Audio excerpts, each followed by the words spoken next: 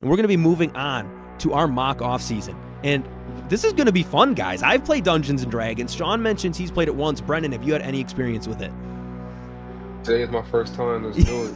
This is going to be the most watered down, insane run we've ever done here. Insane thing we've ever done. Well, maybe Anthony talking about the Pope dying is the most insane, but I digress. Or Sean calling us Sarmer. So those are my two favorite moments on the show. Anyways, one thing I wanted to mention with you guys, I want to do a little intro for this show, but have it be a serious take we make. So, like, look for a clip of you saying something serious, and then instantly something batshit. Just like, so so it's like, oh, they're smart. Oh, no. Like, Brennan, I want to see those warheads. I'm excited for that segment. Anyways, you guys have to decide amongst yourselves which one of you will be JB Bickerstaff and which one of you will be Trajan Langdon. Brennan, is there one that tickles your fancy?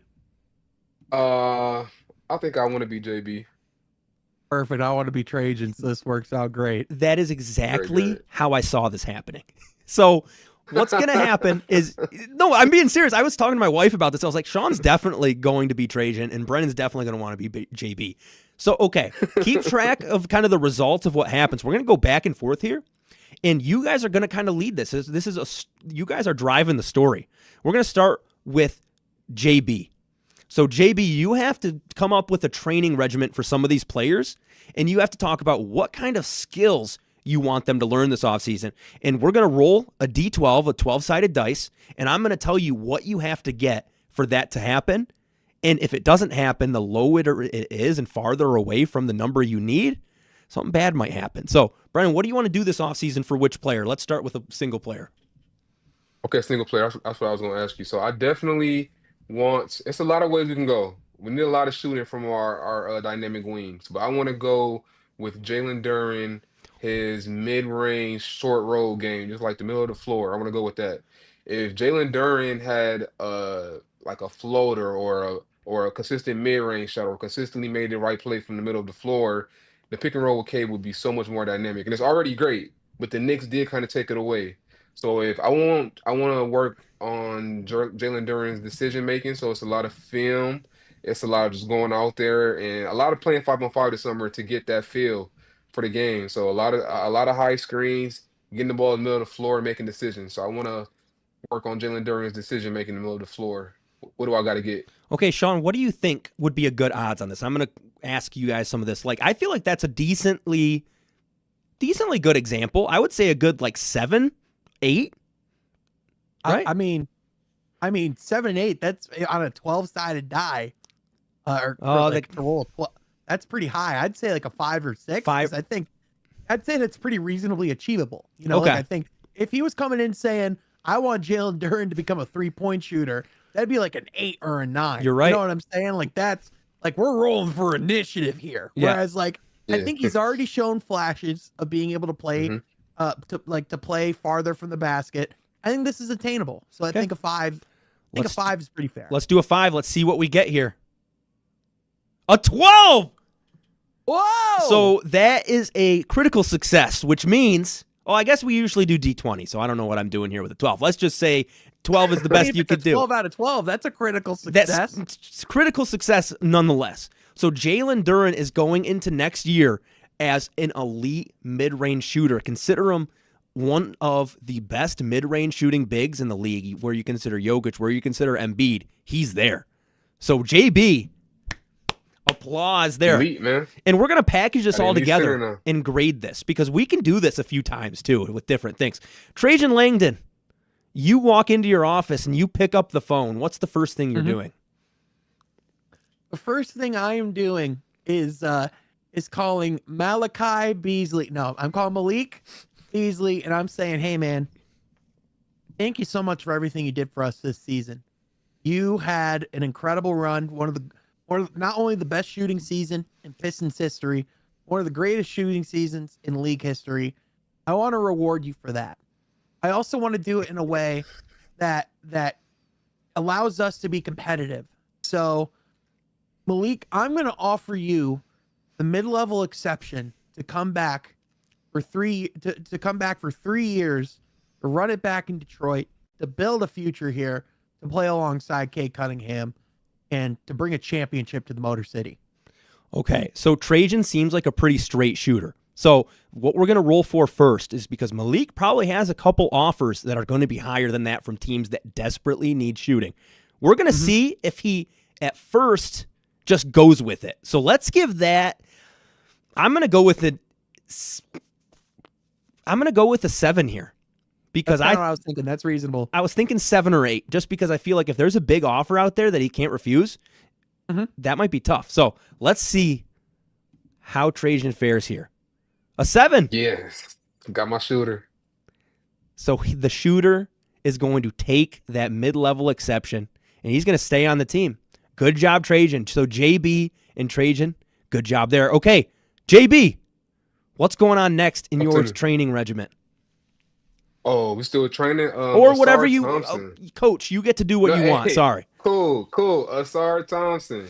We are working on that jump shot, okay? Because if you can shoot the ball at even a 33% clip, you're a way different player from deep.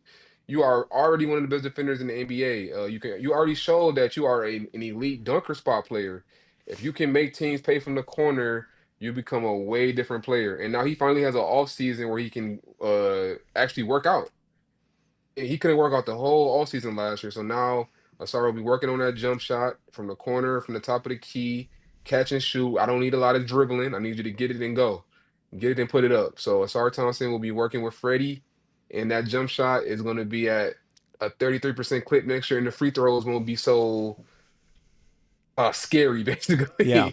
Because a lot of times he went to the line during the playoffs. I'm like, man, those clanks are loud.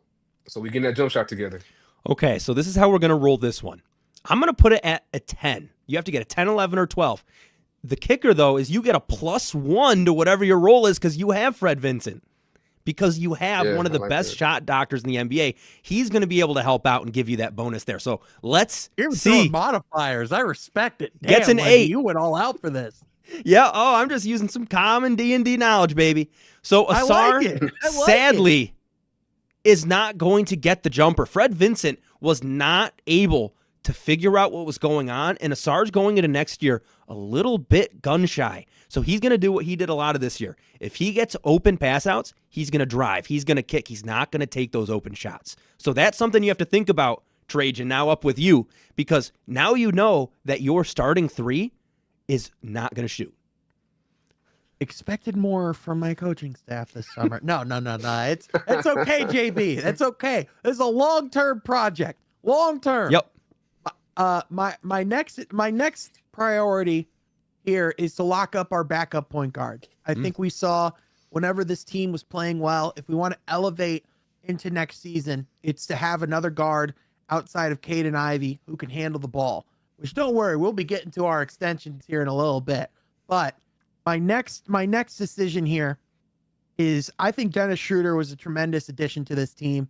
I called Dennis and say, hey, man, I know you really enjoyed this year. We really enjoyed this year, too. We really enjoyed having you.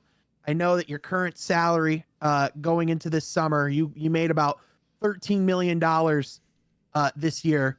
So he's 31. I'd say, Dennis, let's go. Let's line that up with Malik Beasley. Well, let's go 3 years, $36 million. Come back to the squad, $12 million a year. Come back to Detroit. Get yourself a home. You've said yourself you love the environment and the vibes of this locker room. And quite frankly, if you play well here, we wouldn't really have much of a need to trade you unless some crazy thing down the road comes down. So, yeah, Dennis, let's get you a home here in Detroit. We're going to break this one down a little bit. The first thing Schroeder is going to think about is, like Malik Beasley, there's other deals on the table. Do I want to really take a hometown discount? So before you get into negotiating, he's going to decide, does he want that hometown discount just because he's only been here since the deadline? Although he loves the team, he loves money because he turned down a huge bag in the past. So that's something that's going to negatively affect you. He wants to make up that money he lost from the Lakers, right? It was the one he turned down. So you are going to get here's 80 mil. Yeah. So what's going to happen here, Sean, is it's going to be a 9. That's going to be seeing if he gets the discount. It's going to be a little tough here. Let's see what he does. And he gets it. He takes the hometown discount. I was hoping for a little saga here where he didn't. You had to go with the money. So you locked up now 2 essential pieces to this backcourt.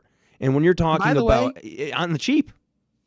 Oh, and quite frankly, I think those are very reasonable values for Malik and for Dennis. I think the thrown around number, projected number for Malik has kind of been the non-tax, like the non-exception mid-level.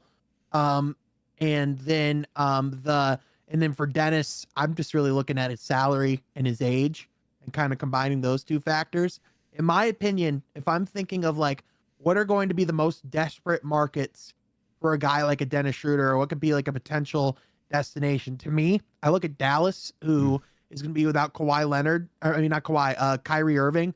They're going to desperately need an initiator and a ball handler and someone who can play pick and roll with Anthony Davis while Kyrie's coming back. I could see them being very desperate.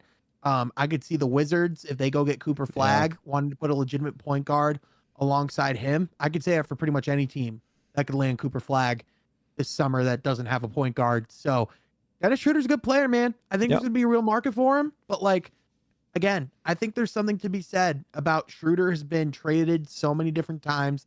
He's been on so many different teams and so many different places. He's going to be 32 next season. Like, go somewhere you enjoy. Yep. And be with a team that you could actually stay with for a while. And I will say, I don't know if teams will value him in that starter role. I do think he's in a very sweet spot in Detroit, how you can come off the bench for Ivy, or you might start sometimes. Very sweet spot for a team that needs you. So I think this is actually the best place where he can make some money and play real impactful basketball too. Yeah, and because they're only getting better, he has the potential to get another deal once this one's out. Even though he's going to be older and he's going to be close to being out of the league, if he can show on this improving Pistons team that he can kind of help them grow further and get further and further, there's going to be another team that says, you know what? We're starting to take that turn. Let's get some players that have recently done that. Let's pay them a little extra so they can help us do what the Pistons did. Well, and if I'm Dennis Schroeder's agent too, quite frankly, if I know that my client is going to be guaranteed to make $12 million at the age of 35, when you never know when your decline could come as a professional athlete, as an NBA player, I sign on those dotted lines almost immediately. Like, I actually think, like, I know Dennis Schroeder's given up money in the past, but like, I don't know if he's going to get a whole lot of money on the open market this season because of the fact that you do have, like, we saw guys like Caleb Martin. He made a bet that he was going to get a bigger deal than what he got in Miami, and he signed for such a low deal in Philly. And then Tyus Jones, he signed, like, he was another guy that was supposed to go out and get like a really good deal last summer. He signed for the mid-level exception with the Phoenix. I mean, not the mid-level. He signed for the veteran minimum with the Phoenix Suns. So there's a lot, like there's a lot of guys where it's like, oh yeah, there's money waiting for them. That's not always true. Yeah. Get it now. Yep. Coach, you're going to get one more. Who do we start with? I think we started with Coach. So we're going to get one more run around, both of you guys. Brennan, what's your final decision? I am going to go away from player development. Asar kind of burnt me. Ron Holland, I'm betting on his internal growth. So I am going to delegate the responsibility of looking at the iPad before I challenge something to a new coach. In the playoffs, whoever had that responsibility, they sold me time and time again, because we will be back in the playoffs next year. So next year in the playoffs, I don't know who I'm gonna give that assignment to, but I am switching that responsibility to somebody else, because if your job is to look at the iPad, the success rate should be way higher than what it was in these playoffs. You should not be missing challenge after challenge after challenge when your only job is to look at the iPad and tell me challenge or no challenge. Yeah, that was one of the most confusing things, and I'm trying to think of a spin to put on this. So, Brennan, what kind of what coach are you ideally looking at? And you don't have to go specific. What kind of age? What kind of style? What do they look for? So, kind of create this coach. Yeah. So I'm looking at the Eric Spoelstra archetype. Somebody from the video room, a video coordinator. All you do all day is watch film anyways. You watch more film than probably me as the coach. So you are seeing around the league, and you're seeing like, oh no, that call want to get overturned. I watched that game on 3-14, Washington versus Indiana. That call stayed the same. No, don't challenge that. So my video coordinator, my top guy, he's coming to the bench. He's my iPad guy now. Okay. Challenge or no challenge. Yeah, I think that's I would say like a 6. I think that's because he's kind of unproven, but he's also been around it. So a good 50-50. Would you say so, Sean? By the way, yeah, I'd say so. If JB is looking for another guy that he can lean on, that type of, experienced guy who can grind tape and who can help with development, has been around some guys. He has a nephew who's available as a coaching prospect, Jordan Bickerstaff, worked with the Nuggets. Yeah. There's a good Come fit. in and help. So Jordan Bickerstaff, this is going to see if you succeed as the next play caller for the challenges. Let's see. So a 2. So Detroit, the first round series next year, 0-for-6 from the challenges. yeah, Hey, Jordan can do something else. It's all good. Yep, game 7 versus the Philadelphia 76ers. Joel Embiid goes up and he falls to the ground by himself. He trips over his own leg. And then Jalen Duren gets called for the phantom foul. Joel Embiid shoots 2 free throws, and it's over. They don't even challenge. He just didn't even Honestly, notice. the craziest part about that is Joel Embiid's playing. Boys, Like, this was fun. We'll have to I don't get one more? I'm so sorry, Sean. Go on. Go on, brother. 3-3. Is Trajan legged and chopped liver to you? Trajan, I'm sorry, man. I'm Let's just kidding. let's I'm just get kidding. through this. All right, yeah, let's get through this. Okay. I know I mentioned I get back to the extensions, but let's be Yes. real. If you just offer those guys a number, they're gonna sign it, because otherwise it's restricted free agent. Yes. So I think that's kind of boring. So I'm gonna throw a little bit of a twist, and I'm gonna go out in the free agency market.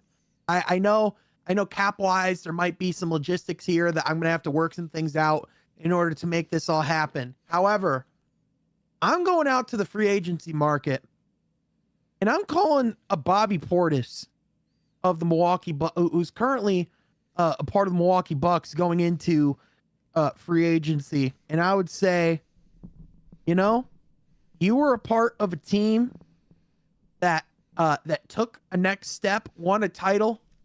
You've seen from this division just how good a Cade Cunningham can be. You've seen now over the television just how raucous of a crowd Detroit can be. And you're already in the Central Division. This ain't a far move. So I'm offering Bobby Portis a contract as well. And I'm making him an offer that he can't refuse to come to Detroit and be the next starting 4 alongside my guys. And that's the addition I go and make this summer to really not only bolster our wing depth, get another dog, someone that fits that mentality, someone who can space the floor, and just another guy that I know I can rely on when I need playoff minutes. So I'm going for Bobby Portis. Okay, so we're going to break this down a little bit more because, what do the Pistons have this free agency in terms of cap? Don't they have 26? I think they have $28 million in cap space. So, and if you use, that's the tricky thing is they would have to sign Ivy and Duren to some form of extension. That won't kick in until next year though. So that wouldn't affect your cap space in theory. Schroeder and Beasley.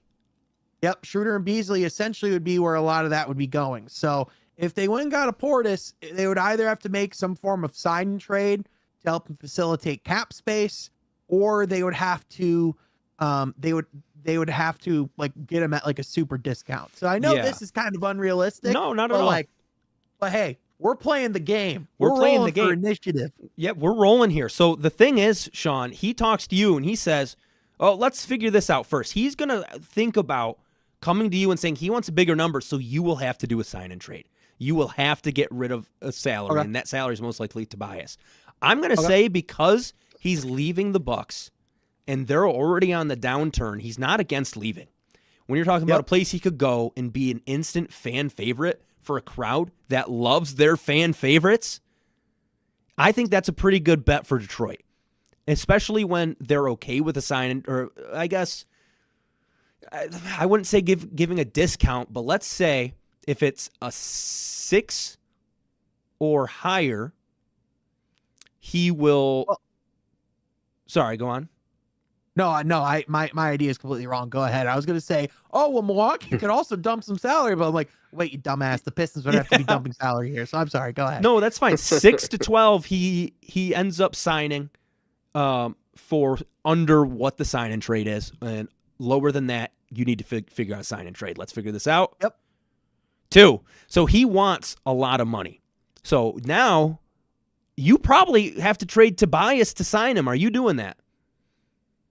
If I have to trade Tobias to sign him, I'm going to be a lot more hesitant. You know what? I'm going to say, Bobby, go see out the market. And if anything happens, you can come back. Perfect. So that is our mock offseason. Thank you. Well, and here's the real talk too. As a coach, I would have been upset if you would have traded my vet for a shot chucking 35-year-old. Well, in real talk, man, with all the people that are throwing the bias in the trade talks this summer, or like putting them on any on any trade machine. First of all, I think they're immediately admitting that they don't exactly understand why this season was as successful as it was. Like, I think they know that it was successful. I don't truly think they know the why. Because if they listen to JB Bickerstaff talk even one time about Tobias Harris, he calls him an extension of the coaching staff. He calls him a safety blanket. He calls him like one of his favorite players he's ever coached, and he's someone that he can always rely upon. And quite frankly, I think the biggest thing is just the culture aspect. Like, you're not going to find many leaders in the league like a Tobias. Like, Bobby Portis could possibly be one of those guys, but I think the biggest difference between those two is Tobias. I think he's a little younger, but also he keeps his cool a lot more than a Bobby Portis does. I know Tobias isn't going to get ejected. Yeah. Right. If you go with... So go on, Brennan. Sorry. I was just going to say Tobias is more consistent and more steady as a player, too. Like, even defensively, Tobias gives you a lot more than Bobby Portis. Yeah, you're giving For up... our culture, we need that.